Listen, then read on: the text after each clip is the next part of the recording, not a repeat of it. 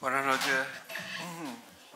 Bienvenidos una vez más a la Real Sociedad Económica de Amigos del País de Tenerife, a esta segunda sesión del ciclo de conferencias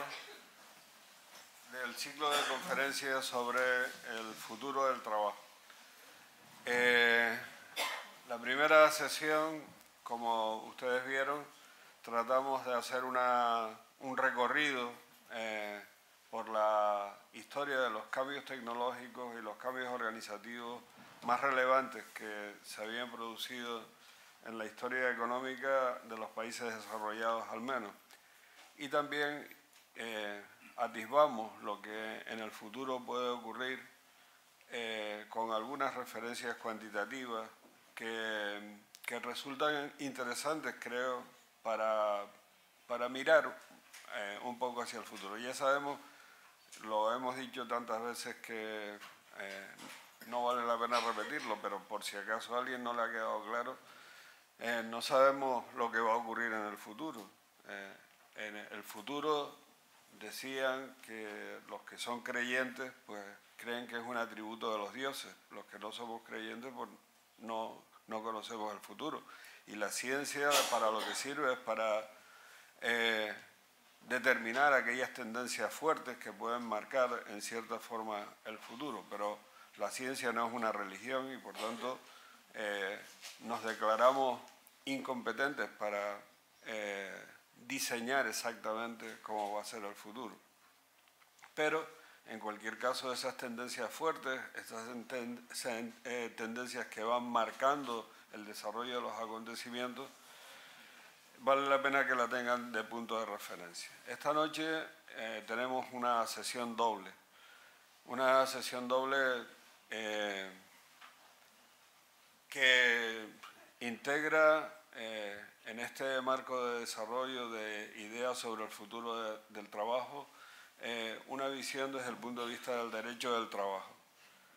Y esa visión desde el punto de vista del derecho del trabajo es diferente para cada uno de los conferenciantes. En primer lugar, la profesora Gloria Rojas Rivera, la que ustedes conocen suficientemente, y unos porque son alumnos y otros porque son miembros de la Real Sociedad y la conocen de referencia, catedrática de Derecho del Trabajo en la Universidad de La Laguna, y miembro de esta escuela ya muy consolidada, de las que ustedes han oído hablar a Manuel Álvarez de la Rosa, a Margarita Ramos Quintana y ahora a Gloria Rojas Rivera, esa escuela de Derecho del Trabajo que se ha ido consolidando desde hace años, al calor también de la maestría de Carlos Palomeque desde hace años.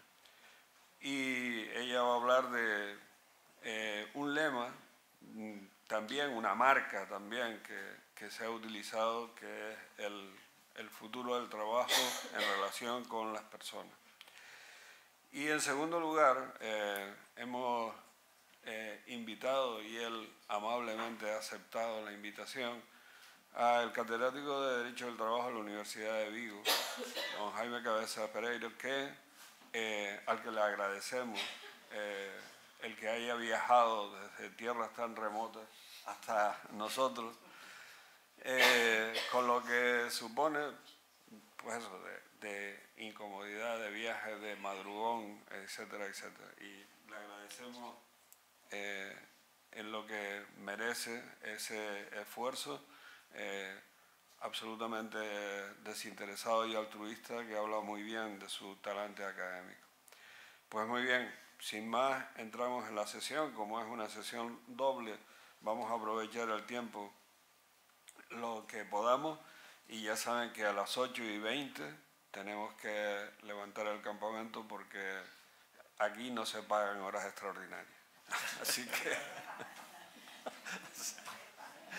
¿Sí se pagan? A las 7 se cierra. Ah, corrijo, se pagan horas extraordinarias, pero pocas.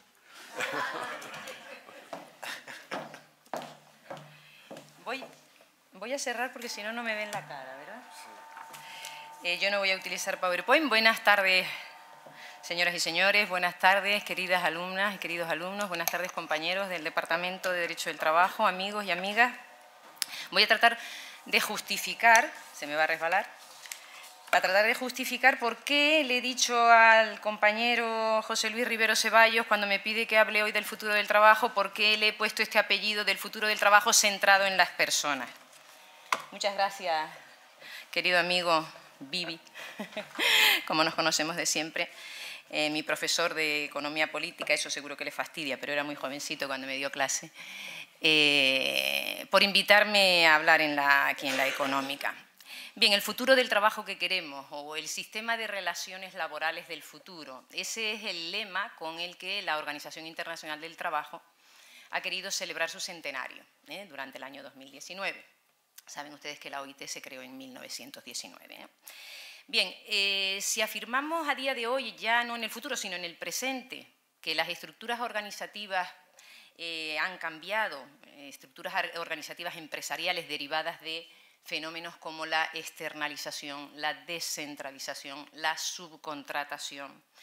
Todo ello propiciado por el desarrollo meteórico de las tecnologías de la información y de la comunicación, que están consintiendo que las estructuras empresariales sean distintas, que la forma de trabajar sea distinta, pues podríamos presumir que el futuro del trabajo va a ser distinto, al menos o quizá desregulado. En ese sentido me interesa citar una frase de nuestro querido compañero catedrático de Derecho del Trabajo también de Castilla-La Mancha, Antonio Bailos, compañero amigo también de profesor Rivero, que dice que si la frase de la OIT, el lema sobre el futuro del trabajo que queremos, no sería mejor el futuro de la regulación del derecho, perdón, el futuro de la regulación del trabajo que queremos, porque no queremos un trabajo desregulado, eso al menos lo tenemos claro todos los que nos dedicamos al derecho del trabajo.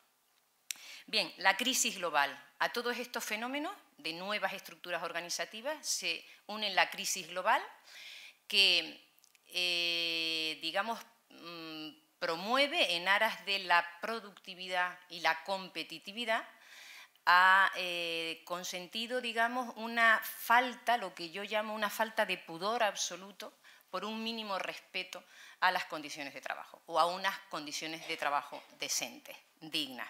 Todo ello propicia lo que llamamos los estudiosos del derecho del trabajo la huida del derecho del trabajo. Lo que está ocurriendo es que las actividades desarrolladas por determinadas estructuras empresariales intentan huir de la aplicación de la norma laboral que, como ustedes todos saben, está creada para otorgar derechos, para otorgar protección a los trabajadores.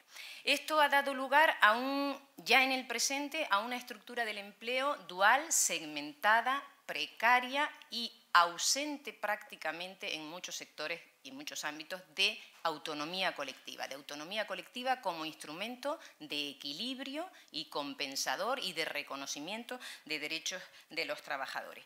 Desde luego no son experiencias nuevas, ya llevamos años viviendo estos cambios, pero es verdad que ya no constituyen un fenómeno excepcional, restringido.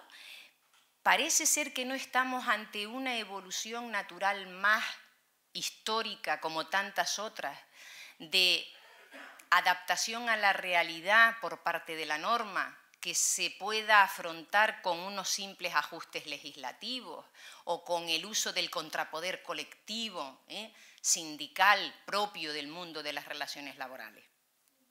Estamos ante nuevas fórmulas organizativas de empresas que reducen costes, sobre todo costes salariales, reducen también costes en reconocimiento de condiciones de trabajo, precisamente negando la existencia de contratos de trabajo. Si no hay contratos de trabajo, no hay aplicación de la norma laboral, por tanto, no hay derechos laborales para los que prestan servicios.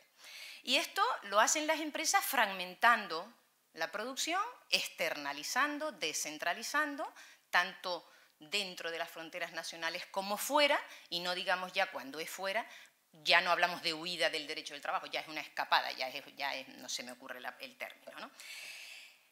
Por su parte, si hablamos de las unidades de negociación colectiva en cada país y en particular en España, pues resulta que ya están siendo difíciles de aplicar. Los niveles de negociación colectiva típicos o tradicionales de negociar el convenio de empresa, negociar el convenio de sector, negociar a nivel territorial en la provincia, en la comunidad autónoma, en el Estado, eso ya no está sirviendo, está siendo difícil de aplicar. ¿Y el resultado cuál es? Pues una pérdida importante, como les decía antes, de autonomía colectiva, de protección de condiciones de trabajo, porque saben ustedes bien, sobre todo me dirijo a los alumnos, saben ustedes bien que si no hay convenio colectivo, la ley laboral es una ley de mínimos. Tenemos los derechos que están en la Constitución, derechos laborales, que los hay, y luego tenemos en la ley laboral, el Estatuto de los Trabajadores, básicamente, unas condiciones de trabajo mínimas, prácticamente un salario mínimo, una jornada máxima y un descanso mínimo. Si no hay convenio colectivo, no tenemos condiciones de trabajo pactadas por sector o en la empresa que favorezcan, que mejoren los mínimos establecidos en la ley. Bien, el otro día lo comentaba el profesor Rivero, desaparece, parece que ha desaparecido, yo diría que no en su totalidad, pero sí en buena medida, la empresa tradicional, que era aquella que procede del fordismo, taylorismo, de que la empresa que concentraba en su seno la totalidad del proceso de producción y distribución. Y entonces aparecen toda una serie de pequeños empresarios, contratistas, subcontratistas, proveedores, que luchan por conseguir una cuota de negocio, una porción del negocio que colocan en el mercado de la externalización las grandes empresas, incluso las multinacionales. ¿Y cómo se salvan esas pequeñas empresas? Pues reduciendo costes en salarios, básicamente. Si a esto le unimos la gig economy, la uberización, todos estos fenómenos, el trabajo en plataformas, está claro que el derecho del trabajo tiene que poner freno de alguna manera, o tenemos que crear un marco jurídico capaz de poner freno a la sobreexplotación que estas nuevas formas de trabajar provocan. Frente a este fenómeno, escuchamos insistentemente que el trabajo del futuro estará desarrollado o realizado casi al 50%, casi a partes iguales, por autónomos, de lo cual nos va a hablar el profesor Cabeza, y por robots. Se insiste en un determinismo tecnológico que lo va a contaminar todo, que la inteligencia artificial será la que resuelva los conflictos laborales, que para qué el derecho de huelga en una empresa donde a lo mejor el 80% de la actividad está automatizada. Yo siempre digo, bueno, pues el 20% que no esté automatizado se pone en huelga y huelga tapón, tapón o trombosis, la explicábamos hoy en clase. Hoy en día es ilegal, pues la legalizamos. Si no se pone en marcha la maquinaria, ¿por qué no? Esto es una idea un poco disparatada mía, pero bueno. ¿Qué pasa? ¿Qué pasa con los derechos fundamentales de los trabajadores?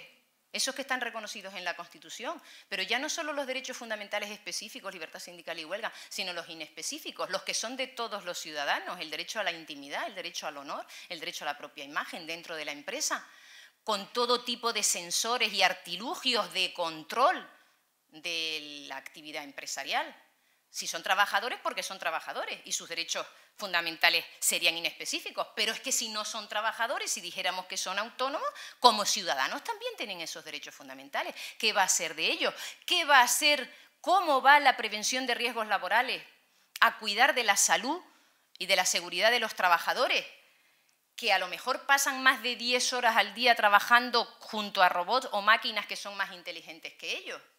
Obviamente, el impacto en la organización del trabajo de la inteligencia artificial tiene que ser afrontada por la ley laboral. Porque si el trabajo no es sinónimo de máquina, si, como dice la OIT, luego se los diré, sigue insistiendo, el trabajo no es una mercancía, lo humano no va a desaparecer. Y yo creo que por aquí es por donde hay que combatir ese determinismo tecnológico. Lo que está pasando es humano y lo que sucederá es humano.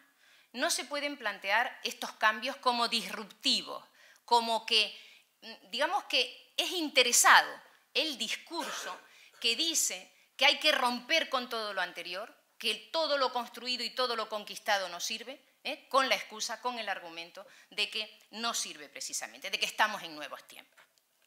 Fíjense que las plataformas o el trabajo en las plataformas no es más que son las cifras que se dicen, me podrán corregir los que manejan la cifra, un 2% de la fuerza laboral mundial. Se dice que en España puede llegar hasta el 15%. Bueno, vamos a ver las cifras cuáles son. Pero ese es uno de los focos de impacto, de cambio en el mercado de trabajo. Pero hay tantos otros igualmente importantes y que tienen que ser atendidos por la ley laboral. ¿Qué pasa con el trabajo en las plataformas? Es muy curioso. Yo sé que estoy segura que Jaime Cabeza va a hablar algo después de esto, ¿no? Pero lo que pasa en las plataformas es que al empresario no hay una conexión directa con el empresario. El empresario existe, pero no se le conoce. No se le conoce. El poder de dirección y control no lo ejerce la APP, lo ejerce el trabajador cuando le da la tecla. De tal manera que el poder de control se traslada al propio trabajador. Trabajador, y estoy diciendo trabajador entre comillas, porque en la mayoría de los casos lo que ocurre con este tipo de trabajo es que se niega la existencia de contrato de trabajo, se dice que son autónomos. Ustedes saben también que todo esto del traslado de los poderes de dirección y control, sobre todo sobre los trabajadores, se está incluso desplazando hacia los propios consumidores, los propios clientes, ¿no? Ahora vamos a todos sitios y nos hacen pulsar una tecla sobre si nos han atendido bien, si el servicio es bueno o malo y tal, con lo cual el empresario se está quitando de encima, con lo cual a mí me da siempre, yo pongo siempre la carita más sonriente porque digo, es que si de mí depende que puedan despedir a este pobre trabajador, lo haya hecho mejor o peor, pues yo no quiero tener esa responsabilidad. Esa es la responsabilidad del empresario hasta ahora, ¿no? Bien.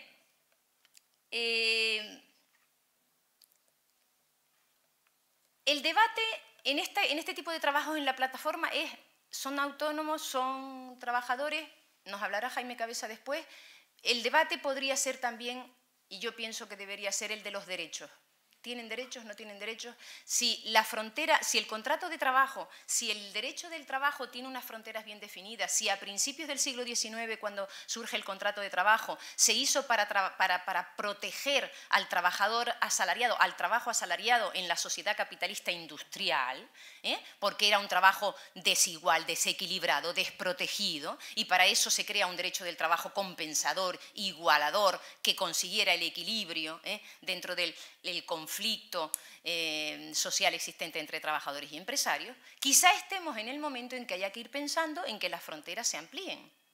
Y no tanto decir, este no es trabajador, por tanto no lo protegemos, sino hasta a quién protegemos, si protegemos a más. Esa es una propuesta que desde luego no es mía, las compañeras lo saben, es de una profesora, Mariluz Rodríguez, y que es una propuesta que da un poco de miedo. Porque es una propuesta que huye de las categorías, ¿no? Y nosotros en la escuela del profesor Palomeque somos muchos de categorías. Somos muchos de categorías. Y ella que pone como ejemplo, dice, bueno, siempre se ha hecho, en los últimos tiempos se ha hecho con el TRADE, con el trabajador autónomo económicamente dependiente. Ha habido una ampliación de un supuesto que estaba en una zona gris, en una zona intermedia, para traerlo hacia el derecho del trabajo. Pero realmente lo que ha ocurrido con la figura del TRADE, que por cierto no ha tenido ningún éxito porque hay 12.000 registrados en toda España según las cifras que se barajan, es todo lo contrario. Se ha sacado del derecho del trabajo a auténticos trabajadores por cuenta ajena diciendo que son medio autónomos. O sea, no es que se haya atraído autónomos hacia la protección del derecho del trabajo, sí, se le han dado algunos derechitos, algunos derechos. Bueno, pueden tener vacaciones 15 días al año, pero no pagadas. No tienen un convenio colectivo, pero sí tienen un acuerdo profesional que pueden firmar. O sea, se le han dado algunos derechos laborales, pero a trabajadores que realmente no son autónomos, porque el 75% como mínimo de los ingresos que tienen que provenir de un mismo cliente, de un mismo empresario, e incluso en muchas ocasiones es hasta el 100%, con lo cual son auténticos trabajadores por cuenta ajena. Así que esto de ampliar las fronteras del derecho del trabajo, hasta ahora no hemos visto ningún ejemplo que haya tenido especial éxito. Pero bueno, es una idea. Quizá yo creo que lo que sí es bueno y que lo que sí hay que hacer es que hay que, digamos, reivindicar, ¿no? Y que se cree un poder normativo internacional.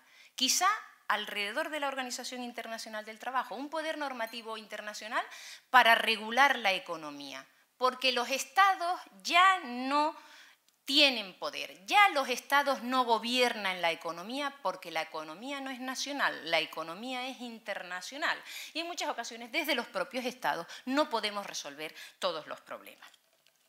Pero bien, esta huida del derecho del trabajo de las que le estoy hablando,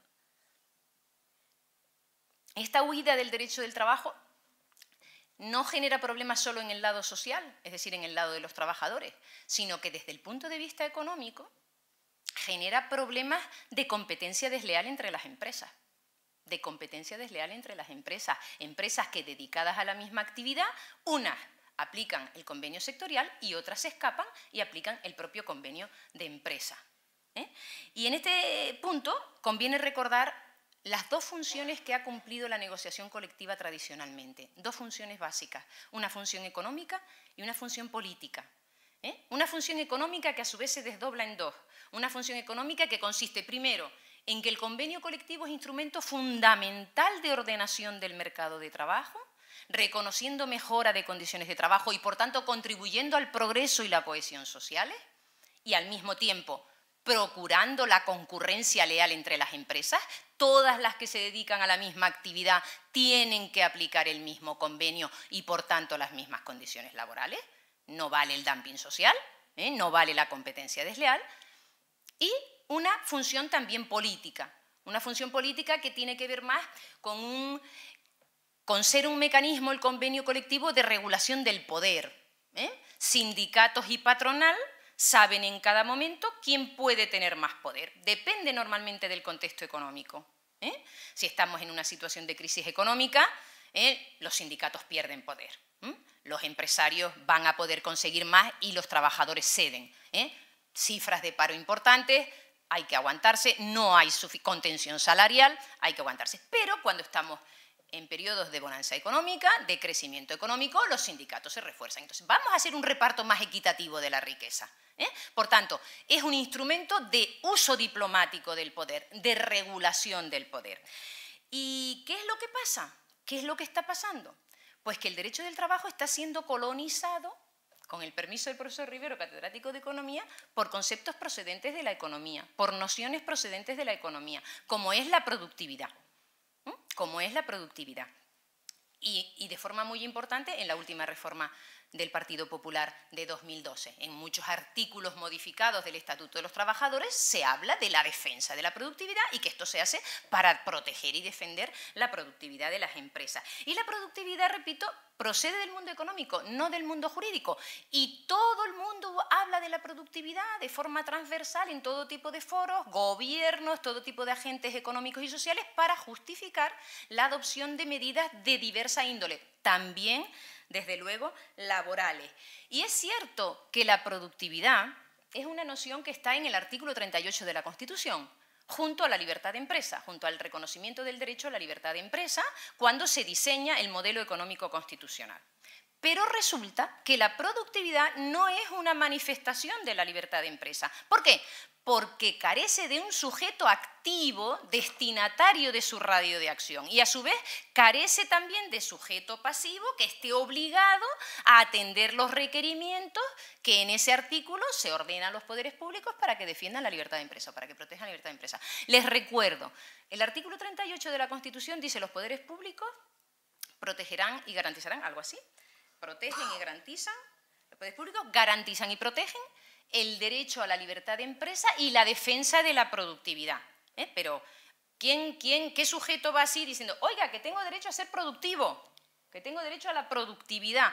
Realmente, si hiciéramos una interpretación sistemática de este precepto constitucional, como hay que hacerlo siempre, la productividad debería ir más en el capítulo de los principios rectores de la economía, de la política social y económica, mejor dicho, más que dentro del capítulo de los derechos de los ciudadanos. Porque una cosa es la libertad de empresa, pero esto de la defensa de la productividad es una cosa que ya les digo. Bien, la economía, decíamos las dos funciones de la autonomía colectiva, ¿no?, de la negociación colectiva, la económica, la política. Pues resulta que la economía global ha añadido otra función nueva, que es la función de gestión. Ahora la negociación colectiva tiene la función de gestión flexible del trabajo, de gestión flexible de la organización del trabajo. Incluso los propios interlocutores sociales, y me refiero ahora a los propios sindicatos, cuando pactan con la patronal los grandes acuerdos marcos sobre negociación colectiva a lo largo ya de todo este siglo XXI, pues declaran que es necesario que el convenio colectivo se adapte a las necesidades de las empresas de responder a un entorno que cambia con rapidez, hasta ahí bien, una mejor gestión de la duración de la jornada y de la distribución de la jornada, dice acto seguido, para aumentar la productividad. Y en materia de formación profesional, dicen estos acuerdos marco, el último de 2018, las necesidades del tejido productivo de favorecer la productividad y la competitividad de las empresas. ¿Y qué pasa? Que el convenio colectivo ahora tiene como función la regulación o la defensa de la productividad de las empresas, el convenio colectivo, que siempre ha sido un instrumento de mejora de condiciones de trabajo. Bien, y esto no ha sido solo, esta nueva función del convenio colectivo no ha sido propiciada solo por sistemas en el cambio económico, sino que ha sido propiciada por intereses puramente políticos.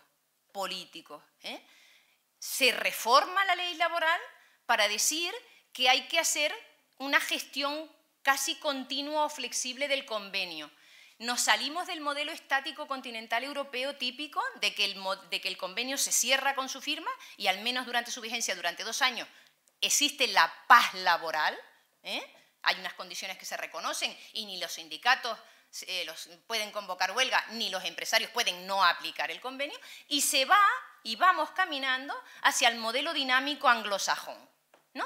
De que la administración del convenio está permanentemente abierta, y que el convenio colectivo está abierto a que en cualquier momento podamos irlo renovando, porque se tiene que adaptar a los cambios de la empresa.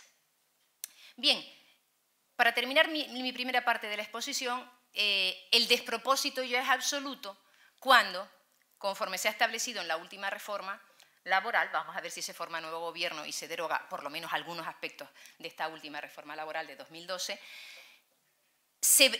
el centro de gravedad del derecho del trabajo en materia de negociación colectiva está en el convenio de empresa. Cuando estamos en el camino de la organización transnacional del trabajo. O sea, ya no es que estemos eludiendo, tratando de desempoderar, por utilizar esta palabra que se utiliza, que está muy de moda. Empoderar es la que está de moda, yo digo ahora, desempoderar me la estoy inventando. El convenio sectorial. No, es que cuando las empresas resulta que están fragmentando sus procesos productivos, incluso fuera de las fronteras nacionales, entonces la reforma laboral dice que prioridad aplicativa del convenio de empresa. Eso quiere decir no otra cosa que desregulación absoluta, desregulación convencional absoluta. No hay convenio colectivo de sector, las empresas tienen los mínimos de la ley y lo que quieran poner en el contrato de trabajo. Bien, y voy a la segunda parte de mi exposición, mucho más breve, para decirles que, y voy rápido ya porque sí, porque creía que iba a tardar menos. Este verano, en junio de 2019, se celebra la 78ª Conferencia Internacional de la OIT, en Ginebra, para aprobar la declaración del centenario de la OIT para el futuro del trabajo. Y esta declaración se divide en 4 partes, obviamente yo no se las voy a contar todas, sino que voy a destacar 4 cosas. Lo primero que dice la OIT en la primera parte de la declaración, dice, la experiencia del siglo de existencia, de 1919 a 2019, la experiencia de este siglo ha confirmado que la acción conjunta y permanente de gobiernos, representantes de empresarios o empleadores y representantes de los trabajadores ha sido esencial para alcanzar la justicia social y la democracia y para promover la paz mundial. Que gracias a esa acción se han aportado avances económicos y sociales históricos y que han dado lugar a condiciones de trabajo más humanas. Y que la pobreza, la desigualdad, la injusticia, los conflictos, por supuesto, otros desastres y desgracias humanitarias son una amenaza para esa prosperidad compartida que podemos conseguir y para el trabajo decente para todos. Vuelve a confirmar o vuelve a reafirmarse la OIT en que el trabajo es una mercancía. No lo olvida, se decía en el Tratado Fundacional de Versalles, de 1919. El trabajo no es una mercancía. Y entonces lo que hace la OIT obviamente en esta declaración es reconocer que se están produciendo muchas transformaciones en el mundo del trabajo. Pues claro que sí, no podía negarlo. Transformaciones debidas a los avances tecnológicos, a los cambios demográficos, a los cambios medioambientales y climáticos, a la globalización, Pero la OIT reconoce que todos esos cambios están repercutiendo en el futuro del trabajo y en la dignidad de las personas. Por lo tanto, dice, es imprescindible actuar urgentemente para construir un futuro del trabajo justo, sostenible e inclusivo, que no deje a nadie atrás, que acabe con la pobreza, que no deje a nadie atrás. Y en este siglo de nueva existencia, dice la OIT, en este siglo que comienza ahora, en 2019, dicen, debemos seguir cumpliendo el mismo papel que está, digamos, reconocido en la Constitución Fundacional de la OIT, lograr la justicia social y añade, desarrollar su enfoque del futuro del trabajo centrado en las personas. Es por eso que he elegido el título para hoy, centrado en las personas. ¿Y eso qué significa? Pues eso significa situar los derechos de los trabajadores y las necesidades, aspiraciones y los derechos de todas las personas en el núcleo de las políticas económicas, sociales y ambientales. Tenía un par de páginas más, pero lo voy a resumir con lo siguiente. Aprovechemos, dice la declaración, aprovechemos los avances tecnológicos, la robotización, la inteligencia artificial, lo que sea, en favor de las personas. No tiene sentido que la civilización, digamos, se desarrolle, avance en contra de las personas. ¿Recuerdan el ludismo, el antimaquinismo, en los albores de la sociedad capitalista industrial, cuando los trabajadores se rebelan contra la máquina porque la máquina les quita el trabajo? Ya está bien. O sea, ya ha pasado más de un siglo, de hecho, prácticamente 2, según donde situemos la revolución industrial, ¿no? ¿De acuerdo? Los avances tecnológicos propiciados por los humanos, obviamente, no pueden ir en contra de los derechos de los humanos. Termino con esto. Muchas gracias.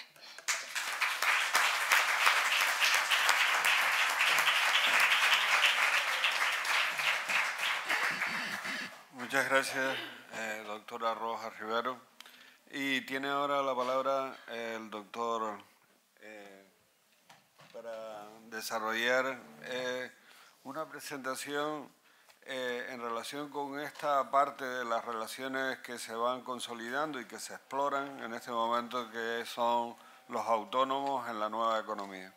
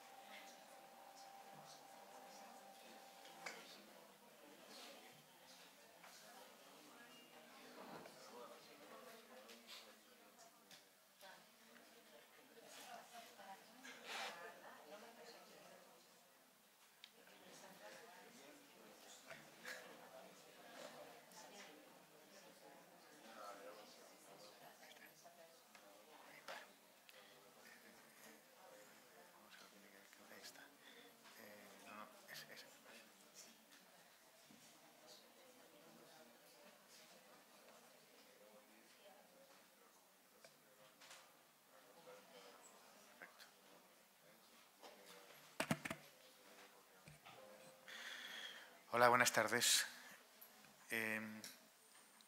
Bueno, permítame primero dar mis más sinceras gracias a José Luis Rivero por esta invitación. Gracias que, por supuesto, hago extensivas a mis queridas amigas Margarita Ramos, Gloria Rojas y a todas las compañeras y compañeros de la Universidad de La Laguna.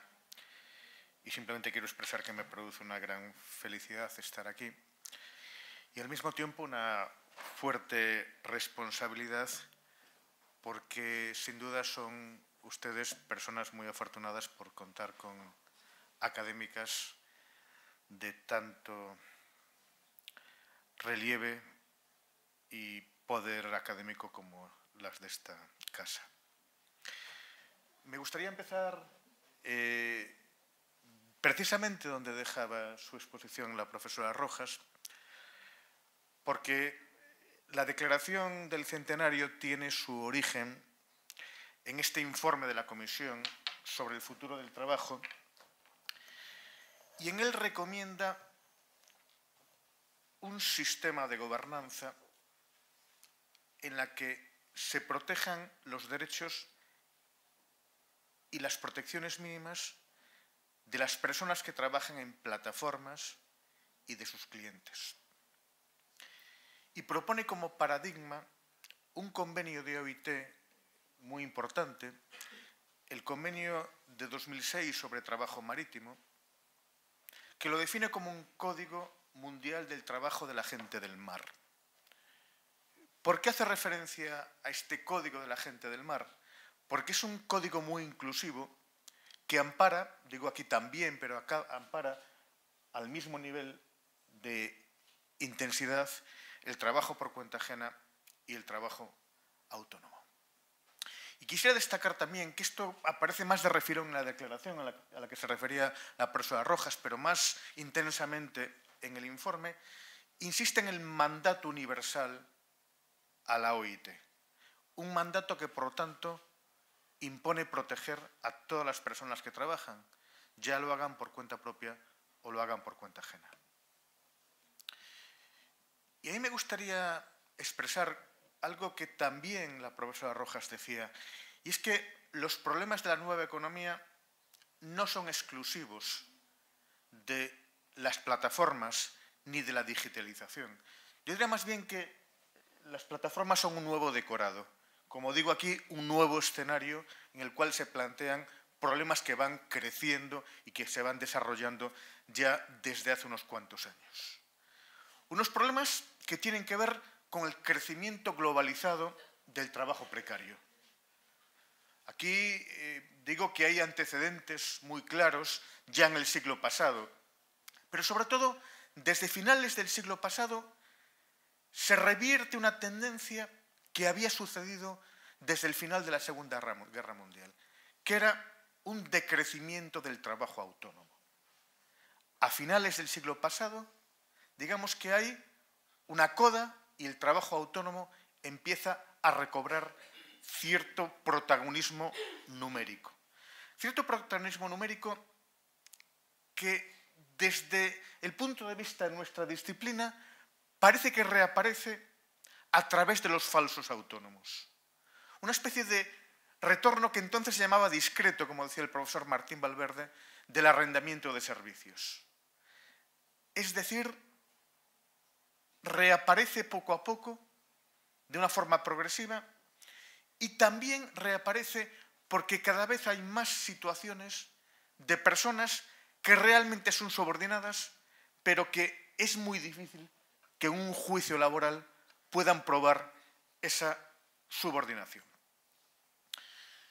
Y claro, los sistemas productivos van cambiando y aparecen realmente nuevas cohortes de trabajadores autónomos, pero cohortes que están muy alejadas del prototipo de lo que se entendía socialmente y entre nuestros convencionalismos públicos como figuras tradicionales de autónomos. En nuestro imaginario colectivo, la persona autónoma era un pequeño burgués, un comerciante, un profesional, alguien que en definitiva tenía cierta independencia económica y cierta independencia vital. Aparecen poco a poco unos autónomos que tienen muy poco que ver con esos, que apenas tienen vocación empresarial, que son arrojados al mundo del trabajo autónomo más que optar voluntariamente por una relación que no han escogido deliberadamente. Y yo diría que esto tiene un nicho de crecimiento muy intenso en la economía colaborativa, de la cual he de decir que a veces es genuinamente colaborativa y a veces la retribución es un tema puramente accesorio. Pero solo algunas veces. La economía colaborativa está dejando de ser o ha dejado de ser genuinamente colaborativa. Y aquí germina este problema de la diferencia entre el trabajador autónomo y el trabajador subordinado. Y yo diría que es un tema casuístico, con matices entre sistemas, entre culturas jurídicas, pero que responde siempre a cierto patrón común. Un problema de gran complejidad, que produce sobre todo en el ámbito, en todos, pero también en el ámbito de la economía de plataforma, una gran litigiosidad. Porque cada vez las relaciones son más híbridas. Es decir, en la nueva economía el trabajador tiene más control teóricamente sobre su tiempo de trabajo. Tiene más control teóricamente sobre su nivel de ingresos. Pero a veces la teoría y la práctica no se compadecen todo lo bien que debería ser. Y además, probablemente esto tenga un crecimiento exponencial que todavía no podemos percibir. Es más, no es muy difícil pronosticar que en un día no muy lejano el trabajo autónomo puede llegar a ser la norma más que la excepción. Yo diría como elemento puramente axiológico, debería admitirse que la capacidad para aceptar o para rechazar la prestación de un concreto servicio, entendida en términos materiales y no formales, debería constituir un elemento trascendente. Digamos que la disparidad de las posiciones de poder entre dos partes, por ejemplo, aunque no únicamente el titular de una plataforma y el prestador de ese servicio, debía ser algo que fuera fundamental. La profesora Rojas, no por casualidad, hablaba también de dinámicas de poder y de dinámicas políticas. El prestador del servicio muchas veces se ve compelido a trabajar o a permanecer a disposición de unos potenciales clientes, aunque teóricamente sea libre para organizar su actividad. Yo diría que los genuinos autónomos deberían poder elegir dónde trabajar, para quién trabajar y por qué precio. Incluso, diría yo, debía admitirse que el trabajo autónomo no podría suceder dentro del ciclo productivo de una empresa principal, al menos como profesional sin trabajadores a su servicio. Y digo más, es que desde un punto de vista legal, esto de la autonomía es algo bastante insustancial. Yo diría que tiene que ver con unas cláusulas contractuales muy artificiosas. Una creación alternativa del derecho desde la perspectiva de la empresa, por hablar de conceptos que tenemos ya un poco olvidados. Es decir, los autónomos, entre comillas, que firman estos contratos, entre comillas, mercantiles, tienen muy poca capacidad de maniobra. Apenas aportan más activos a la empresa que la propia prestación de sus servicios y la línea divisoria entre el genuino y el falso autónomo se vuelve extraordinariamente tenue. Yo diría que la protección legal del trabajo subordinado, también lo explicaba la profesora Rojas, tiene que ver con la imposibilidad que tenían los trabajadores subordinados de negociar en pie de igualdad. La ley pretendió, desde el siglo XIX, proteger a las personas más vulnerables. Es decir, el derecho del trabajo aparece como el sumatorio de protección legal más derecho de negociación colectiva. Y digo yo, esto no es así en el ámbito del trabajo autónomo. Es más, si la aplicación del derecho del trabajo se deja solo al albur de un consentimiento contractual, estamos perdidos. El trabajador y su estatus pueden ser fácilmente manipulados por la empresa para la aplicación de las normas laborales. En un ámbito, además, tan difícil como el actual, en el que la bajísima densidad sindical de los ámbitos de la nueva economía produce nuevas posibilidades de abuso y de fraude de ley. Yo diría que todo esto, además, no es un producto, es un subproducto del derecho. Pensemos en elementos tan consustanciales como el tracto sucesivo, la continuidad del vínculo. Un problema casi insoslayable en países más de trayectoria del common law. Piensen en las transacciones de servicios puramente casuales, el crowdworking, a ese me referiré más adelante. ¿Deben dar lugar a la protección del contrato de trabajo? Pues probablemente sí o probablemente no. Pero además, la bifurcación entre trabajador por cuenta ajena y trabajador por cuenta propia entre trabajador autónomo y trabajador subordinado no es solo historia legal, está influida por la política y por el auge del neoliberalismo.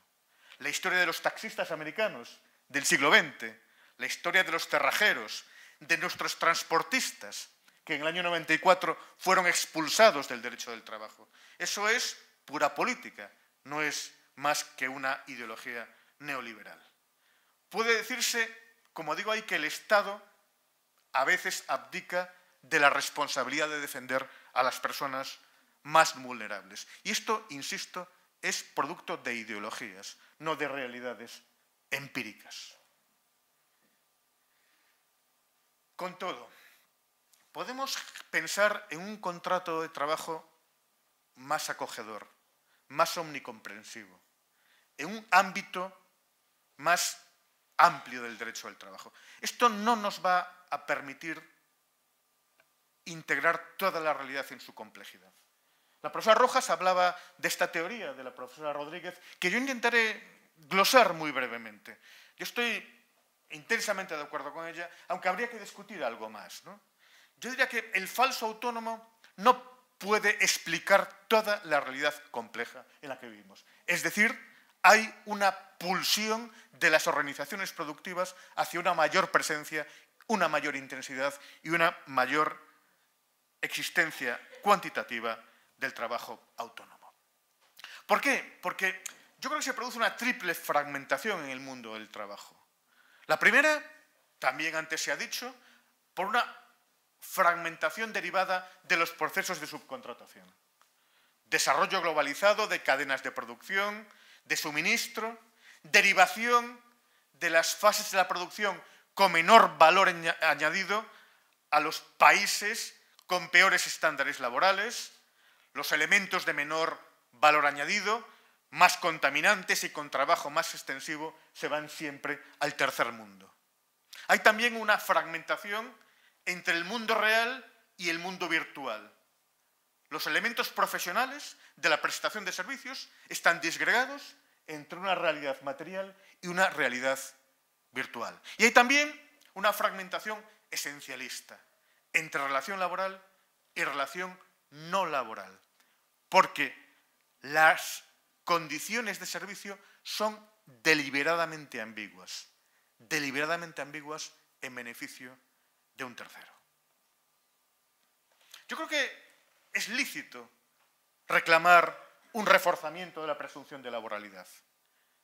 Es lícito decir que el contrato de trabajo debe constituir la forma efectiva de prestación de servicios. Estoy convencido de que en sus clases les cuentan que la presunción de contrato de trabajo ha perdido la vigencia que tenía 30 o 40 años atrás. Y es necesario pedir que vuelva a recobrar protagonismo. Es más, ha quedado acreditado que las plataformas pueden existir aunque contraten a trabajadores por cuenta ajena subordinados. Pero además es que el trabajo autónomo se narra con un cuento bastante inveraz. Hablo aquí de una especie de epopeya del trabajo autónomo y del emprendimiento. Aquí les cito un informe. Este domingo hay elecciones en el Reino Unido. Hace 2 años, David Cameron, poco antes de dejar de ser primer ministro, encargó un informe a la Comisión Taylor en el que se dice algo muy enfático. Los individuales deben ser capaces de decidir. Pero la realidad cuantitativa y cualitativa de los autónomos, yo creo que cuestiona las virtudes de esta forma de trabajar. Para la mayoría de los nuevos autónomos, serlo es una cuestión de necesidad, no una cuestión de opción personal. Y es más, en este mundo liberal hay cierto lenguaje compasivo, un lenguaje que solo hace referencia a las situaciones de hipervulnerabilidad. Pobrecitos los trabajadores esclavizados, pobrecitas las mujeres y los hombres que son objeto de trata de personas, Pero esto está escondiendo, está camuflando una realidad tozuda, una realidad de personas cada vez más vulnerables que solo teóricamente tienen capacidad de decidir.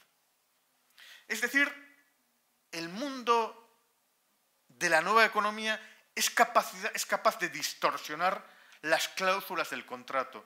Existen lobbies legales, grandes asesorías empresariales y, sobre todo, muchas dificultades probatorias cuando se quiere demostrar la subordinación del contrato entre una persona que tiene poder, como decía Lord Wedderburn, y una persona que no tiene poder ninguno. Yo diría que la posibilidad de progresar y de mejorar podría ser una cuestión empírica y perfectamente mensurable. Digo yo, para ser empresa, habría que preguntarse cómo podía estar ese profesional dentro de 10 años. ¿Qué capacidad de crecimiento tiene? ¿Sería capaz de generar un volumen de negocio grande? ¿Sería capaz de tener una clientela estable? Es verdad, nuestros jueces de lo social están muy acostumbrados a las pruebas prospectivas. ¿Podrá mejorar la situación de la empresa para que no haya un despido objetivo? Sin embargo, esta situación prospectiva no se formula para decidir, ¿este autónomo es genuinamente un autónomo porque tiene un proyecto empresarial viable y de futuro? Es más, el propio Tribunal de Justicia de la Unión Europea va por otros derroteros. También es cierto, y habría que añadir algo más, ustedes, pero no solo ustedes, quienes son un poco mayores que ustedes, muchas veces optan por el trabajo autónomo. Esta generación de personas de 30 y muchos, 40 años, los millennials, en muchas culturas tienen enraizada la preferencia por el trabajo autónomo, como más flexible, más dotado de oportunidades para crecer, más ilusionante en perspectiva de futuro. Pero, insisto, yo dudo mucho de que esta opción sea genuina y sea producto de una consideración objetiva del entorno y de la realidad. Yo creo que está envuelta en una retórica neoliberal y de libre mercado que, más que favorecer, restringe la libertad de los autónomos. Yo me pregunto y les pregunto a ustedes, ¿quién es más libre? ¿Un trabajador por cuenta ajena subordinado o un autónomo de la nueva economía? ¿Es verdad que los autónomos de la nueva economía tienen capacidad de decidir o no es verdad? Es decir, insisto en esta idea, se está produciendo una banalización de la precariedad como un estado normal que acompaña la vida de las personas desde que comienzan su producción hasta que pueden jubilarse, si es que pueden. Hay cada vez una mayor explotación de los trabajadores autónomos, favorecida, lo anticipada la profesora Rojas, por un entorno de carencia de derechos. Miren ustedes, las últimas estadísticas de la Unión Europea dicen que la mayoría de los autónomos ya no tienen trabajadores a su cargo. Y no es solo eso. Esto solo lo voy a poder esbozar, pero es que los pequeños autónomos vulnerables están además sometidos a la legislación de prohibición, de limitación de la competencia. Baja tasa de sindicación propia de las condiciones de trabajo de la nueva economía. Voy muy rápido porque no tengo derecho a abusar de su paciencia, pero quisiera decir una palabra sobre los Tarkers, estas personas que se pasan el día en la red buscando microtrabajos que tienen luego una minúscula duración. Aquí hablo de una nueva forma de taylorización del trabajo. Personas que gastan la mayoría de sus energías buscando pequeños encargos en la red. Una pequeña presentación, una pequeña tarjeta de visita, una pequeña traducción, una microtarea que desarrollarán en 15 o en 20 minutos como mucho. Trabajos, por lo tanto, minúsculos. Como decía el titular de una grandísima plataforma, cada vez es más fácil encontrar en cualquier parte del mundo una persona dispuesta a hacer una microtarea y luego librarse inmediatamente de ella sin tener frente a ella la más mínima responsabilidad. Es más, en estos ámbitos, dificultad máxima de identificar una relación laboral. Y además, ¿cuál es la ley aplicable? ¿Cuál es la competencia judicial cuando el trabajo se ha hecho tal vez en el tercer mundo? cuando a lo mejor el trabajo se ha encargado desde un país con bajos estándares laborales. Todo esto es una situación muy propia de la nueva economía. Podríamos hablar de paradigmas intermedios. Como decía la profesora Rojas, ¿qué han aportado los TRADE? Prácticamente nada. Podríamos hablar del viaje interminable de la parasubordinación en Italia, de las Jobs Act, que tampoco han dado demasiadas respuestas. Quizá podríamos hablar del ejemplo canadiense, ¿no? El contratante dependiente, el que refería Harry Arthus en los años 60, y que ha dado lugar a la protección y concesión de ciertos derechos a los trabajadores autónomos. Podríamos hablar en el Reino Unido de la diferencia entre employee y worker. Podríamos hablar, por ejemplo, de Holanda, donde hay ejemplos de negociación colectiva en favor de los trabajadores autónomos. Y podríamos también referirnos a los problemas que tienen los trabajadores autónomos en relación con el derecho de la competencia.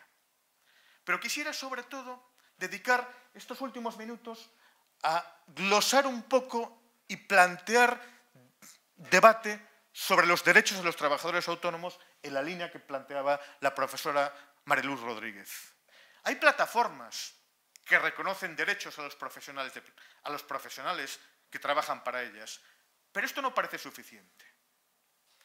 Yo diría que tenemos un problema, digamos, intelectual y ontológico. Nosotros tenemos dificultades en reconocer los derechos de los trabajadores autónomos como derechos sociales. Es muy fácil reconocer como social el derecho de un trabajador dependiente, pero el derecho de un trabajador autónomo también tiene que ser un derecho social. Es decir, los trabajadores autónomos también son portadores de derechos humanos. Yo diría que hay que recordar el imperativo categórico kantiano de que nadie debe ser explotado. O como decía la Declaración de Filadelfia, el trabajo no es una mercancía. Desde luego, los trabajadores autónomos no estaban en la Constitución de OIT de hace un siglo, pero tienen que estar necesariamente en la Declaración de Derechos Fundamentales para el Trabajo del año 1998. Los problemas, sobre todo, se refieren a la atribución del derecho a la negociación colectiva. Nadie va a discutir que los autónomos son titulares del derecho a la no discriminación, o a la prohibición del trabajo forzoso, o a la prohibición del trabajo infantil. Pero ¿son titulares o no son titulares del derecho a la negociación colectiva? Aquí teníamos que hacer una reflexión importante desde la perspectiva del derecho a la competencia, que yo ahora no les hago, pero quizá en fase de coloquio podríamos completar un poco.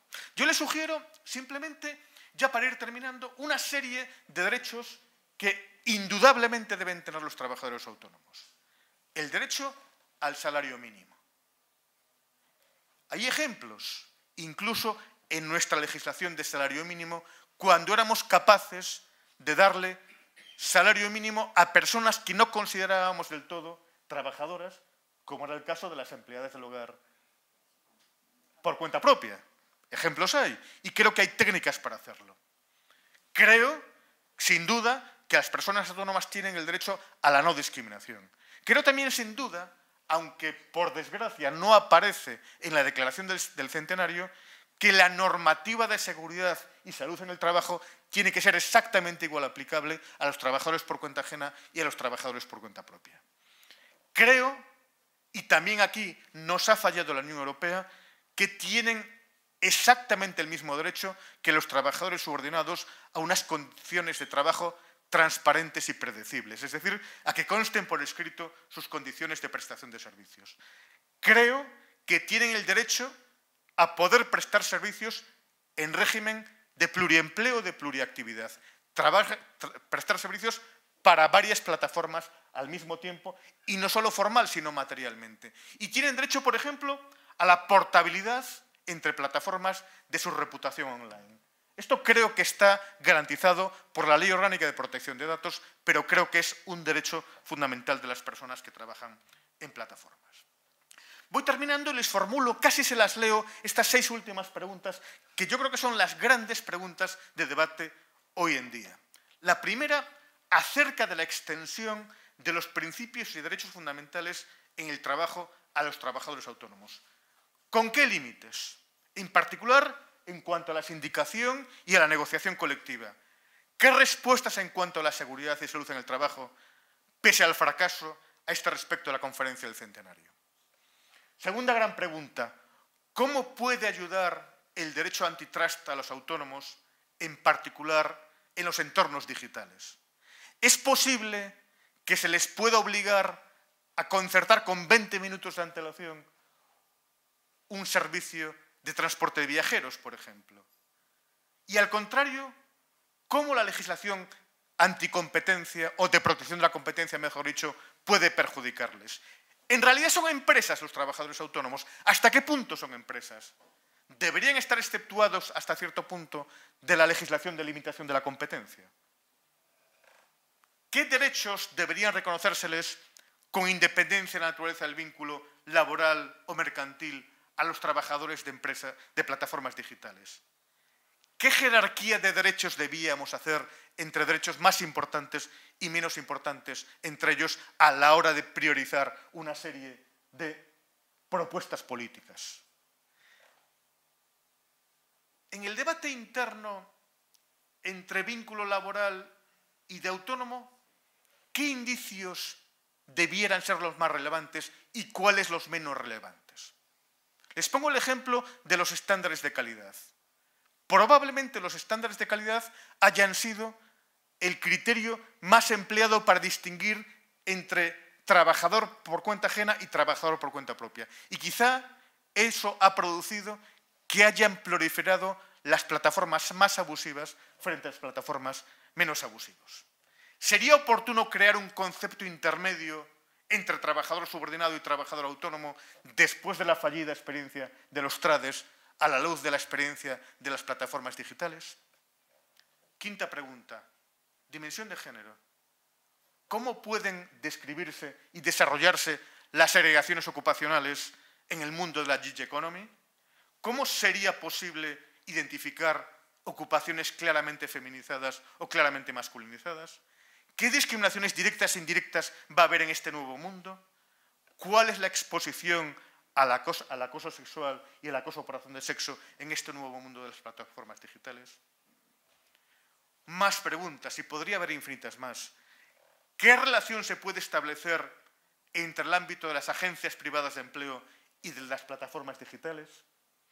Las plataformas digitales, por lo tanto, debieran estar sometidas a la legislación de agencias privadas de empleo al nivel internacional, como proponía la profesora Rojas. Hay una ligazón especial que yo creo que la hay entre las formas más violentas de tráfico de mano de obra y las plataformas digitales más abusivas. ¿Sería posible imponerle a las plataformas algunas de las reglas más virtuosas del convenio de OIT de agencias privadas de empleo? Por ejemplo, no cobrar por los servicios. Por ejemplo, no sustituir a trabajadores en huelga. Por ejemplo, dignificar las condiciones de trabajo. Es decir, aquí hay siempre un montón de preguntas sin contestar, pero creo en todo caso que plantear el mundo del trabajo en el siglo XXI implica ampliar la lente y pensar que también los trabajadores autónomos tienen que ser sujeto de protección de la norma laboral o por lo menos de la norma profesional. Muchas gracias.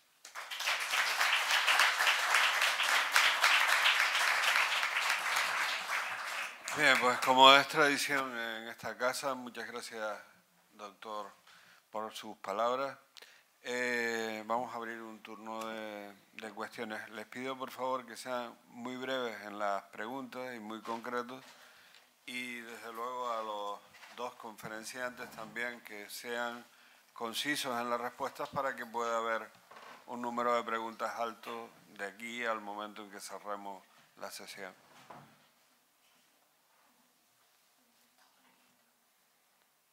Vamos. No, hay... Bueno.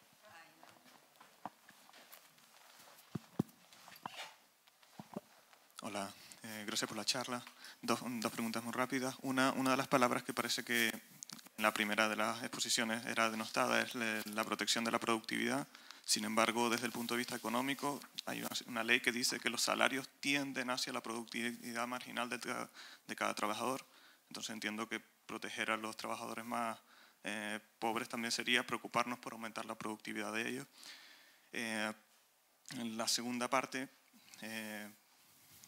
bueno, si quieren, doy el paso a una segunda. Me quedo ahí.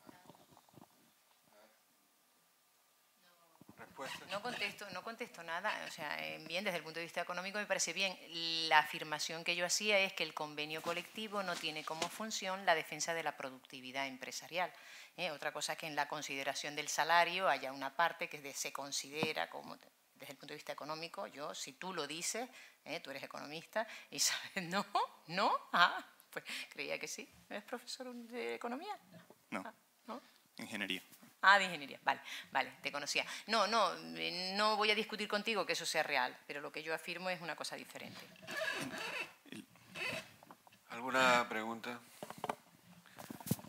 ¿Algún discurso? Bueno, en relación con el tema de los autónomos y los subordinados, esto se discutió, estábamos allí en un Congreso Mundial de Derecho al Trabajo que hubo en Turín, aunque teníamos un precedente, porque en la Conferencia Nacional Tripartita que hubo en Madrid en marzo de 2017, Salvador del Rey Guanter, catedrático de Derecho del Trabajo y abogado de Cuatro Casas, llegó con un paper y unos números y unas cifras que él había estado trabajando y dijo que en 2050 todos iban a ser autónomos. Así. Y luego ha sido invitado por la OIT a muchos foros. O sea, ese discurso se estaba preparando desde hace tiempo. Lo sorprendente es que luego allí en Turín se dijo que no importa tanto ya si son autónomos o subordinados, asalariados, porque lo que importa en definitiva es crear un marco de derechos mínimos, unos estándares mínimos de derechos laborales. A mí eso me parece peligrosísimo, porque si vamos a igualar eso entre un autónomo y un trabajador que presta servicios de forma subordinada y dependiente, el resultado ya sabemos cuál va a ser: reducción de los estándares mínimos de condiciones de trabajo. Se aprovechará esa reunificación, que además es falsa y sin sentido, para que al final derechos como la negociación colectiva queden en quinto lugar. Entonces, yo creo que el derecho del trabajo realmente tiene instrumentos potentes para determinar cuándo un trabajador trabaja de forma subordinada, cuándo una trabajadora es trabajadora asalariada, y también tiene recursos y categorías para determinar cuándo una persona trabaja de forma autónoma. Eso lo sabemos. El Tribunal Supremo también lo sabe. Cuando una persona trabaja bajo la organización y dirección de un tercero, denominado empleador o empresario. Entonces, es necesario que el empleador diga cómo se trabaja, el modo de la prestación de trabajo, en qué condiciones y bajo qué circunstancias se prestan los servicios. Entonces, yo creo que eso no lo debemos perder de vista. Cuando esos requisitos de dependencia y de subordinación, ¿cuántos libros hay escritos sobre la subordinación? Sabemos lo que es la subordinación. Entonces, ¿habrá trabajadores autónomos? Sí, siempre habrá trabajadores autónomos. Sabemos lo que es un trabajador autónomo. ¿De qué se trata? Pues quizá de lo que Jaime Cabeza ha apuntado al final, y Gloria también lo decía hace un momento, que los trabajadores autónomos también deben ser trabajadores con derechos, pero no confundamos las cosas. Los autónomos tienen que ser verdaderamente autónomos y los asalariados y dependientes tienen que serlo porque trabajan de esa forma. Ahora, ir a un totum revolutum y decir, no, lo que tenemos que hacer es una redefinición de los derechos laborales, no importa si son autónomos o si son subordinados, pero establecer un cuadro, un catálogo común de condiciones de trabajo y de derechos laborales. A mí eso me parece que es un camino peligroso y el derecho del trabajo corre serio peligro de desaparecer. Que darle la palabra a Jaime, por supuesto. Margarita, yo lo único también, un poco en la línea de lo que dice Jaime Cabeza antes, yo lo que veo es que con independencia de esas categorías y de lo que tenemos clarísimo que debe ser, la realidad está demostrando, ¿no?, eso que que dicen que es que los trabajadores quieren cada vez ser más autónomos, tener más libertad. Lo dijo Jaime, no es que lo demanden, ellos no lo demanden, se ven obligados y abocados a trabajar de una manera más autónoma, más independiente, más desconectada. Y en ese sentido, quizá habría, no sé Jaime, ahora ya tú tienes la palabra, quizá habría que crear otra categoría. No es el trabajador subordinado, no es el trabajador en donde la mayoría de indicios de laboralidad se dan porque hay algunos indicios de autonomía y por tanto también hay que darle protección, pero de ahí a concederle, Jaime, derechos como la negociación colectiva cuando el autónomo, por principio, ¿con quién negocia el autónomo? Si el autónomo es teóricamente empleador, ¿quién es la contraparte para negociar? Claro, ¿qué es lo que está pasando en realidad? Que no son auténticos autónomos en el sentido tradicional, pero es cierto que la realidad está imponiendo a una serie de personas trabajar de forma no tan dependiente, relativamente autónoma y en función, ahí es donde yo lo entiendo, entendí siempre a la profesora Rodríguez y ahora a Jaime Cabeza, ¿no? En ese sentido, quizá atraerlos hacia el derecho del trabajo cuando no puedes cambiar su situación y otorgarles ciertos derechos. Siempre quisimos dárselo, hombre, que tuvieran protección por desempleo, que tuvieran protección cuando se ponen enfermos, por supuesto salario mínimo, con ciertos límites. Pero bueno, venga, la palabra para ti, Jaime. No, gracias. Es que, bueno, yo estoy bastante de acuerdo con Margarita Ramos, con algún que otro matiz, ¿no? Es decir, precisamente este mismo profesor, desde hace 2 años, dirigió una operación muy interesante en cuanto al mundo de la cooperativa cárnica en España y produjo que en el sector cárnico un porcentaje altísimo de personas no fueran subordinadas, fueran autónomas, hasta que se pinchó el globo y se declaró que era toda una ficción legal.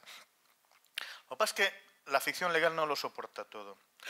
Entonces, yo lo primero que quisiera decir es que cada vez, por desgracia, va el discurso por una parte y la realidad por la otra. Es decir, el discurso es, bueno, hay que integrar de alguna forma a los autónomos y generarles derechos. Y la realidad va precisamente en sentido inverso, ¿no? Ahora, por ejemplo, un ejemplo muy claro. Ha salido una directiva en el año 2019 sobre condiciones transparentes y previsibles.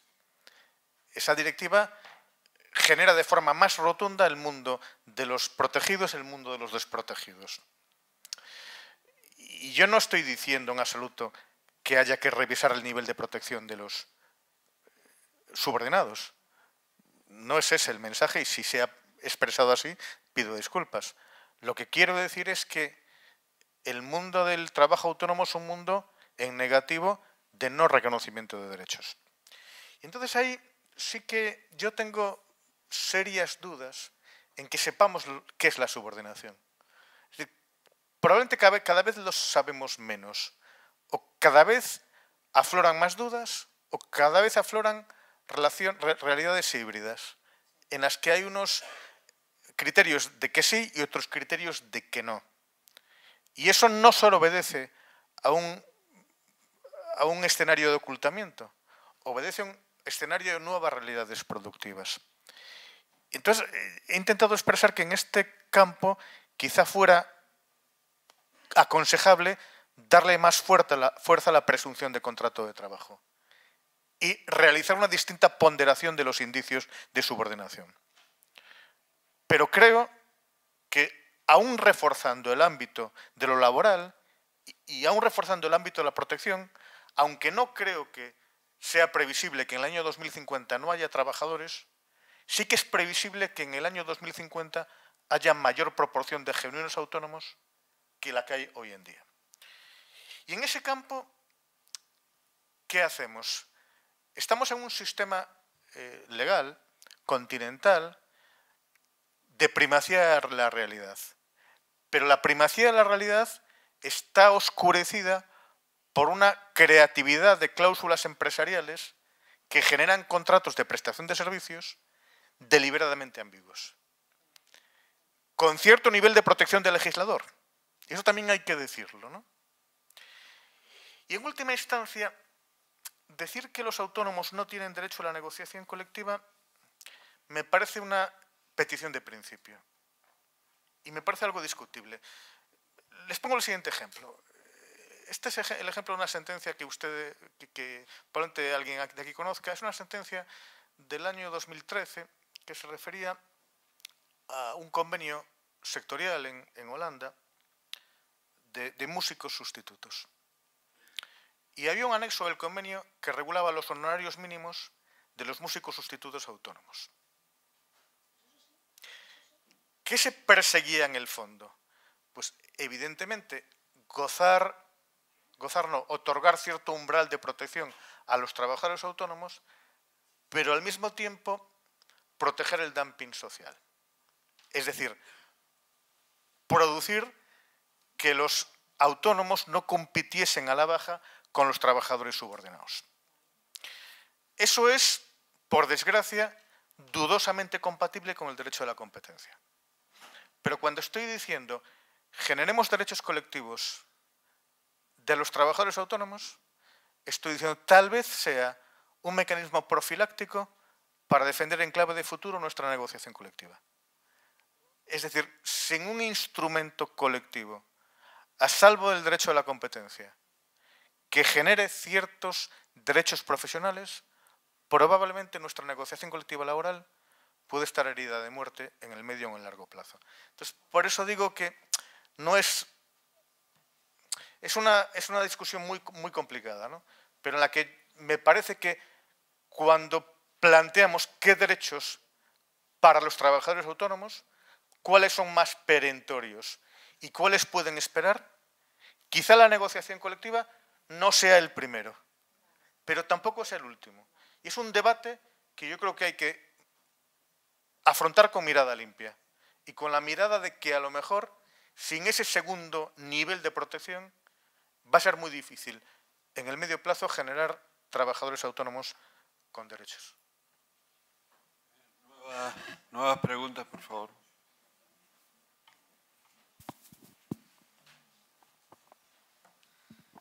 Muchas gracias por la exposición, la verdad que me ha gustado mucho porque nos amplía un poco más el conocimiento y ser más reflexivo en esta realidad. La pregunta son dos. Una es relacionada a la precarización y el empobrecimiento de las condiciones de vida de la clase trabajadora, sobre todo en nuestro territorio, en Canarias, en base a los informes de FOESA, de Cáritas Diocesana. Y la segunda pregunta es relacionado en base a la modalidad contractual. Sabiendo, porque yo estaba trabajando en el Gobierno de Canarias, en la Subdirección de Economía Social, y he visto gran parte que los datos que hemos extraído son contratos temporales que duran mínimo 3 meses, máximo 6 meses, o un mínimo o máximo 2 años, y los máximos 2 años corresponden por un 2% de los contratos que se elaboran aquí en Canarias, de contratos indefinidos. Lo que corresponde a un contrato de 3 o 6 meses son un porcentaje bastante alto. Entonces, partiendo de esa base, de esa precarización y de esa temporalización, ¿cómo podemos hacer frente al empobrecimiento de las condiciones de vida, sobre todo en estos territorios? Nada más y nada menos. Gracias.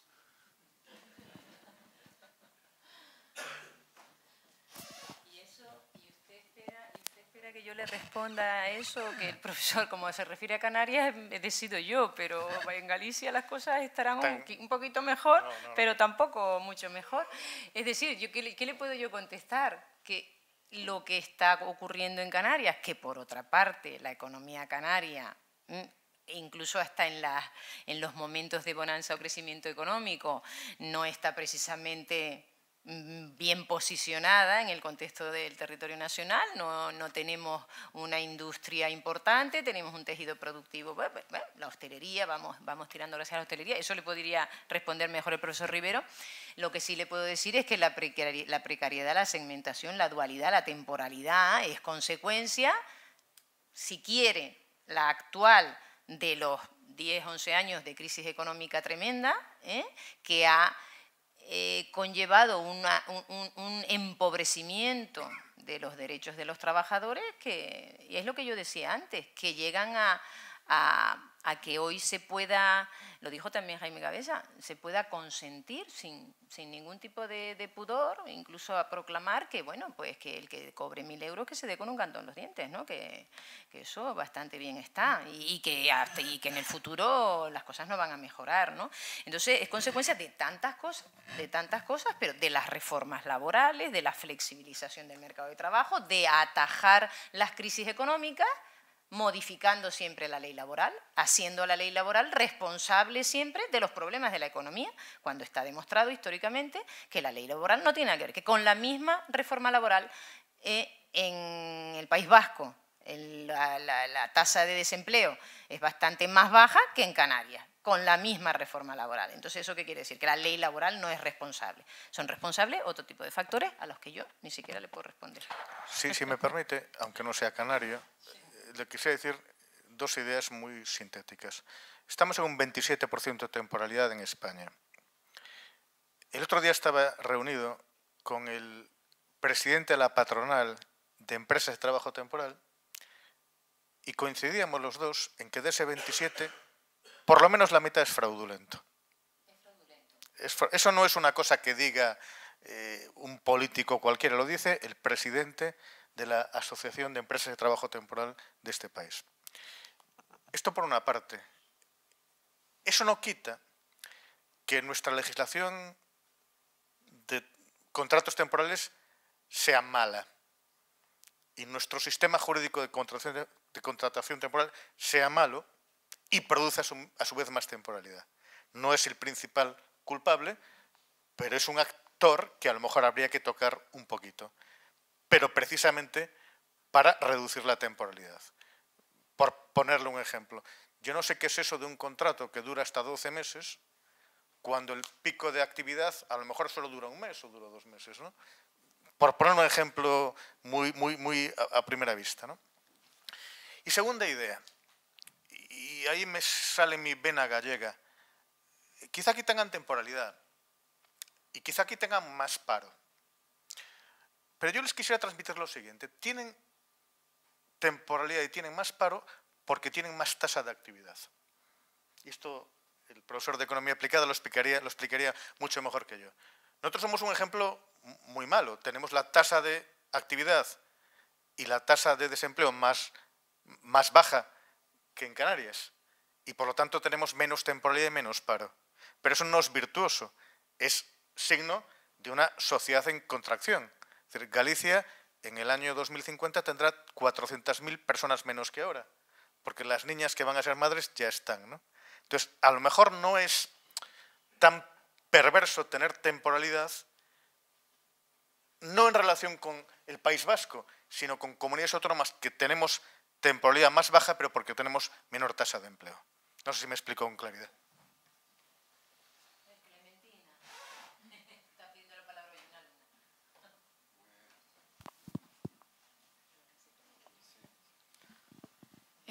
Bueno, ya en línea con lo que venían diciendo antes y entendiendo que la transformación del mundo de trabajo es propiamente mundial y que habiendo dicho que la regulación debería ser pues asimismo mundial, a mí me surgía la duda de si existe, que debe existir algún país que vaya un poco más avanzado en esto, en la regulación de los derechos de los autónomos, de la negociación colectiva y precisamente cuáles son los aspectos definitorios de estos derechos que se le están reconociendo a los trabajadores autónomos con respecto a los países que irían un poco más retrasados en estos aspectos. No sé cuáles serían esos países y los aspectos de estos derechos.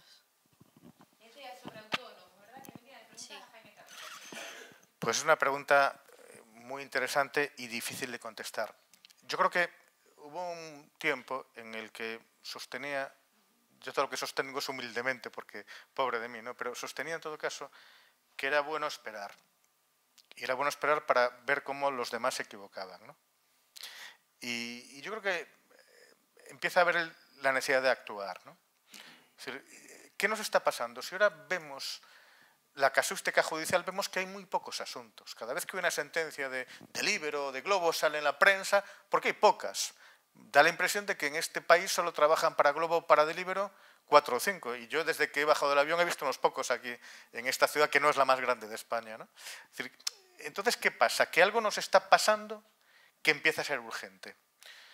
Y ejemplos buenos, alguno hay. Y sobre todo ejemplos que se han consolidado. Yo le pondría 3 cosas que creo que se están haciendo bien. Le citaba muy de pasada el ejemplo canadiense. Entonces ahí han generado una figura que es el contratante dependiente al que le atribuyen todos los derechos del trabajador subordinado. Claro, esto ha funcionado en un modelo de regulación laboral muy flexible, que es Canadá. Pero les ha ido bien, sobre todo en un aspecto que ha sido la generación de derechos fundamentales a los trabajadores autónomos. Y eso creo que es un buen ejemplo. Creo que hay otro buen ejemplo que es, paradójicamente, otro país liberal, que es el Reino Unido. El Reino Unido diferencia lo que es un trabajador subordinado, que le llaman un employee, y un trabajador autónomo, que es un worker. Entonces, al worker le han asignado una serie de derechos propios o comunes con el trabajador subordinado. Seguridad y salud en el trabajo, no discriminación y, curioso, retribución mínima. ¿Vale? Entonces, yo creo que algo por ahí se podía explorar. Y un poco enlazando con mi última respuesta, le pondría de manifiesto que en Holanda esta idea de que expresamente por prescripción legal el convenio colectivo pueda afectar en algunos de sus preceptos al trabajo autónomo me parece una idea interesante, aunque repito que esta está siendo supervisada por las autoridades europeas de la competencia. Entonces, algún que otro ejemplo, es decir, yo creo que algo se puede empezar a pensar. Incluso, repito, tenemos algún ejemplo histórico, ¿no? Lo voy a expresar con claridad. Hasta el año 2011 había una regulación lamentabilísima de las empleadas del hogar. Y había empleadas del hogar que se denominaban por cuenta propia. Y estas cotizaban bajo su exclusiva responsabilidad, aunque eso volvió a ser en parte así desde el nuevo gobierno del Partido Popular. Pero entonces se hizo algo muy interesante en la legislación de salario mínimo, que es establecer un módulo mínimo retributivo por horas de personas que calificábamos como autónomas. Esa experiencia existe y esa experiencia se podía construir sobre ella, ¿no? Entonces, yo creo que no hay una respuesta ontológica. Lo que hay es un cúmulo de pequeñas respuestas que creo que lo que irían de la mano es a través de una profunda reforma del estatuto del trabajo autónomo, del trabajador autónomo, que debiera empezar a ser una sombra de estatuto de los trabajadores. E insisto, yo creo que la experiencia nos explica o nos enseña que la parificación no es buena. Y ahí estoy muy de acuerdo con la profesora Ramos. No se trata de decir que los trabajadores tienen derechos establecidos que hay que compartir, sino que los trabajadores autónomos deben empezar a escalar desde la más absoluta alegalidad hasta el reconocimiento de ciertos derechos, que no sería ninguna tontería expresarlos. Una última idea. Yo tengo muy claro que desde la Ley Orgánica de Protección de Datos, los trabajadores riders, aunque sean autónomos, tienen derecho a sus datos, a su reputación online. Por ejemplo, por lo tanto, si yo me marcho de Deliveroo y me voy a Globo, o me voy a Uber, o me voy a donde sea, tengo derecho a mi reputación porque es mía, no es de la empresa que me la fabricó a través de la plataforma. Entonces, bueno, pues con este pequeño sumatorio de ideas, creo que los próximos años deberían ser años de cierto reconocimiento del mandato universal que nos da la OIT, además, ¿no? Muy bien, pues con esto necesitamos finalizar la sesión. De nuevo, muchas gracias a los dos conferenciantes y a ustedes por acudir esta noche a la Real Sociedad Económica Amigos del País de Tenerife. Se seguirán anunciando nuevas conferencias de este ciclo que vamos ultimando, que vamos concretando y que intentaremos ir completando este poliedro que es el estudio del futuro del trabajo desde distintas ópticas. Muchas gracias.